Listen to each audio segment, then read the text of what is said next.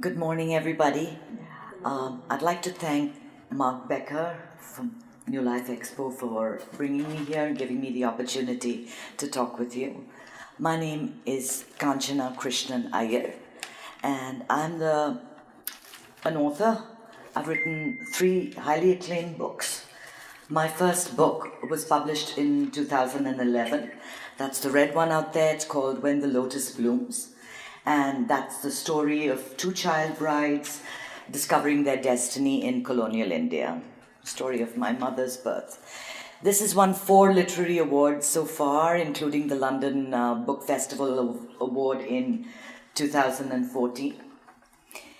And last year I published the blue one. It's called The Present, A Gift from the Divine, which is an offering of thanks to my master, Sri Ravi Shankar from the Art of Living Foundation. I began my spiritual journey about 10 years ago, and the practices of breathing and meditation transformed my life in that I discovered I could write. I discovered that I had a talent, and that talent had come to the surface. And I had to thank my master for that, and so I began researching for a book that ultimately became The Present, and it turned out to be a journey to my own source. In the course of my research, I had talked to about 100, 200 people from around the world, and listening to their gut-wrenching stories and trying to make sense of it brought me up close and personal with life and what constitutes happiness. What are the detractors from happiness? And as I wrote and edited, long passages, listening to the wisdom of masters on videos and reading all kinds of books, I realized that this knowledge had become part of me at a cellular level. And I had no choice other than to share it. So here I am. What are we going to talk about today? Harnessing the potential of the present moment. You can never harness your true potential with a stressed mind. Stress takes away present moment awareness. And you need to have present moment awareness for your natural abilities, your talents, which exist within you to surface, to come up and get expressed. Practices of breathing and meditation take you to your core. You need that to relax the mind so that you're not enslaved by it. You're not buffeted constantly between the past and the future, leaving you wondering, what you ever wanted, miring you in stress. And once you develop that present moment awareness and you lift your limitations, then you can dream. You can dream big, like I did. I dream of being in front of 1 million people, of teaching 1 million people how to meditate. And that can happen.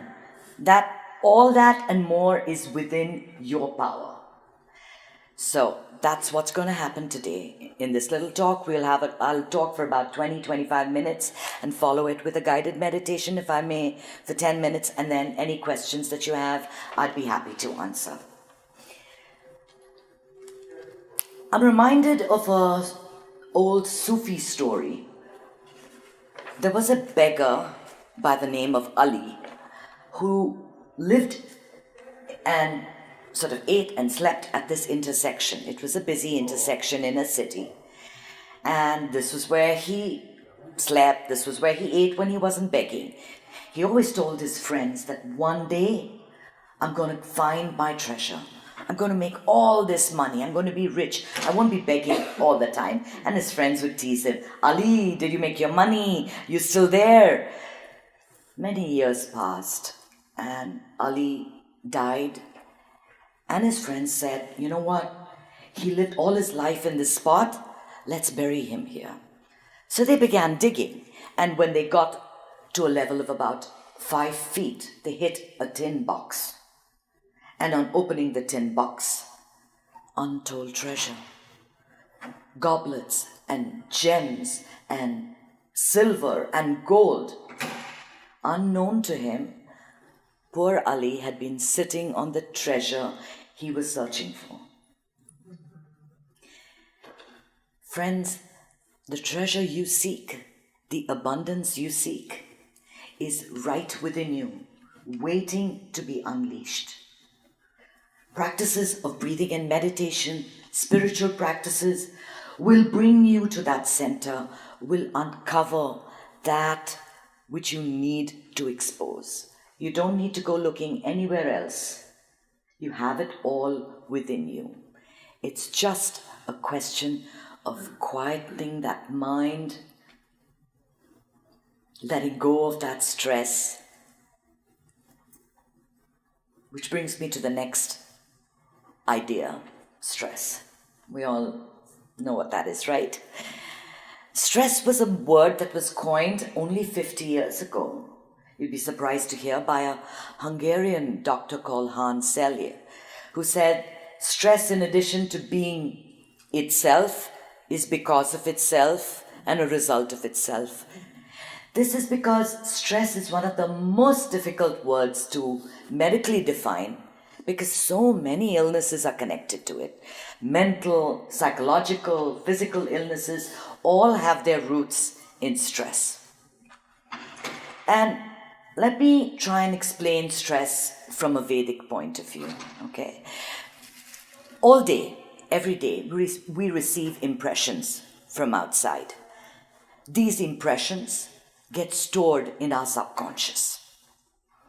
And they surface from time to time as thoughts. And then the mind will say, aha, that's a good thought to hold on to. And the ego says, yes, this is extremely important.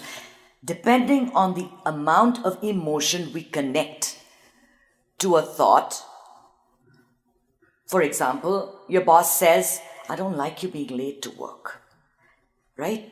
And you're late. You're 5 minutes late. Immediately, that thought has surfaced in your mind. You hold on to it. Your boss said it once. You're now saying it 500 times to yourself.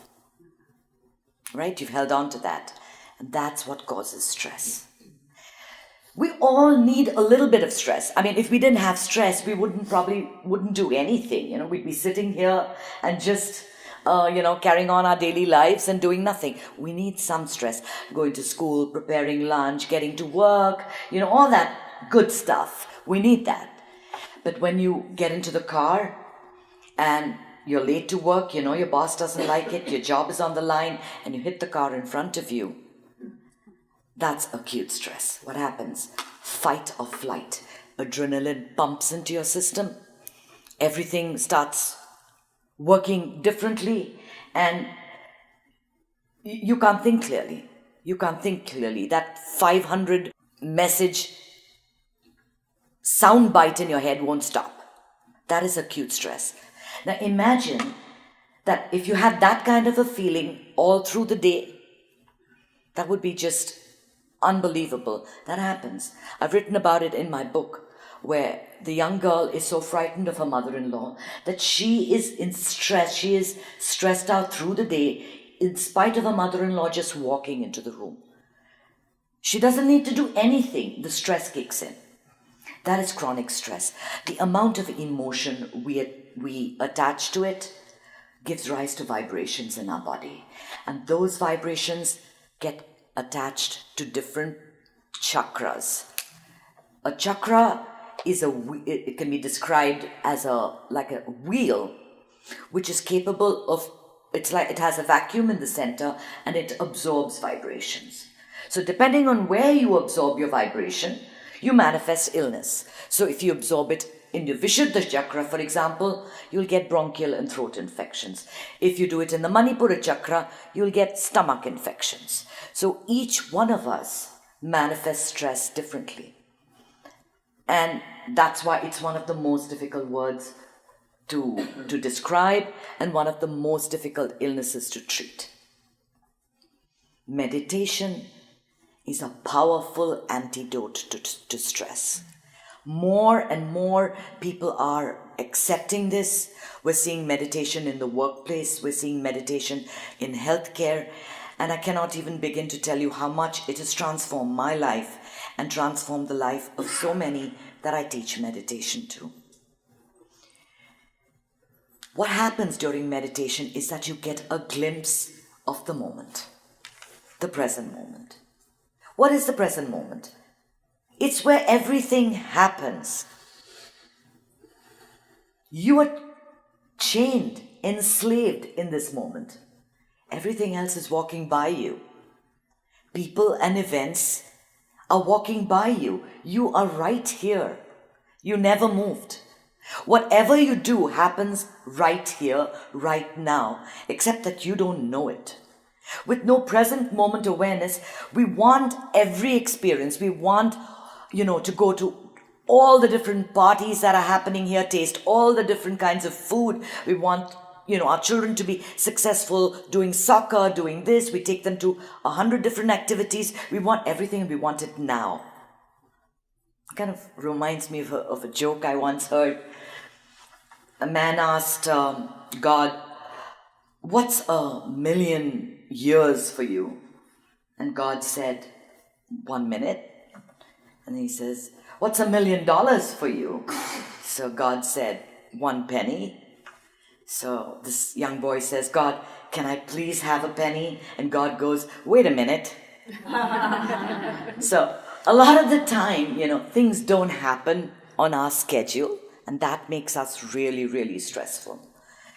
We're constantly buffeted by our memories of the past and our hopes for the future, and this is what creates untold stress. We cannot even deal with it. You're thinking about your job. Your boss told you that, there's going to be a lot of layoffs.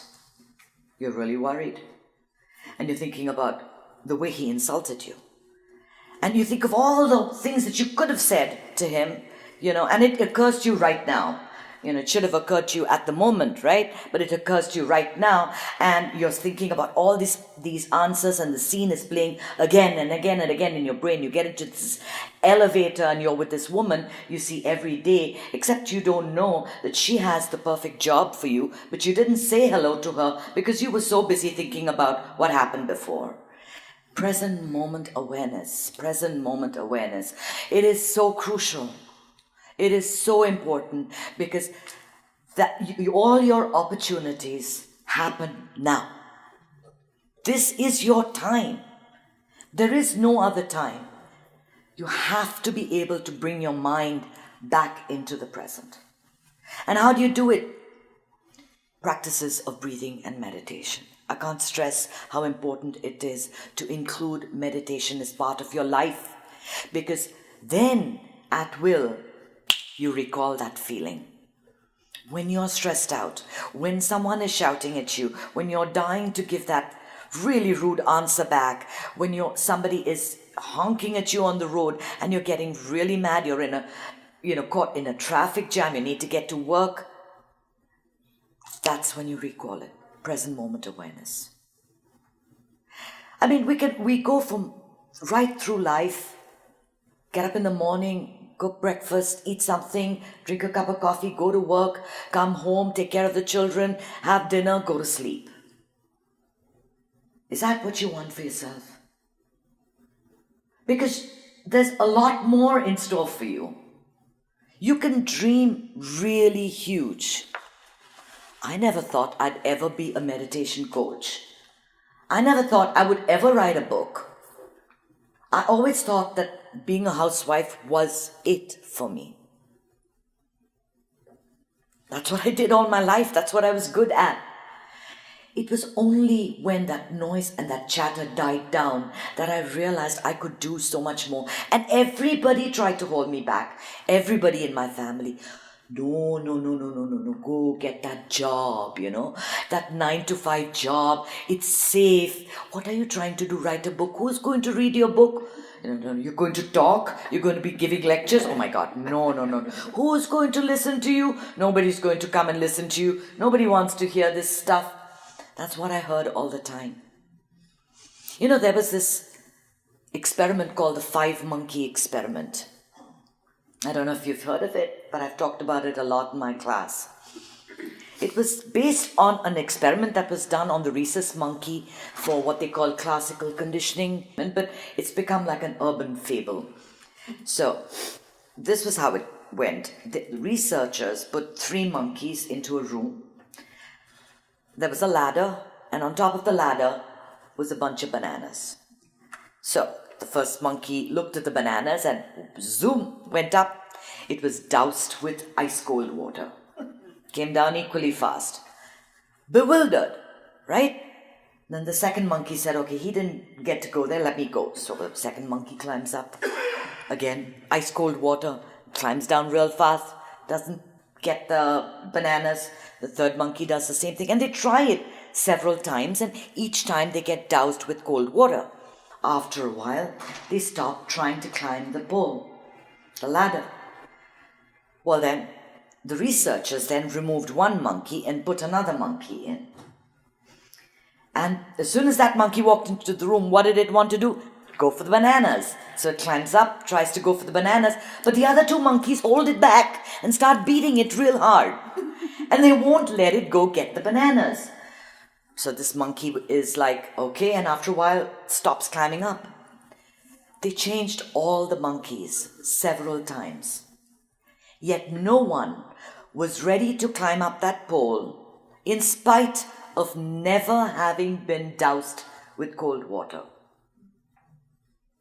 So what am I asking you to do? Go get those bananas. Don't let anybody tell you what is right for you, what is good for you. Because if you never dream, it will never happen. Thank you very much for being here.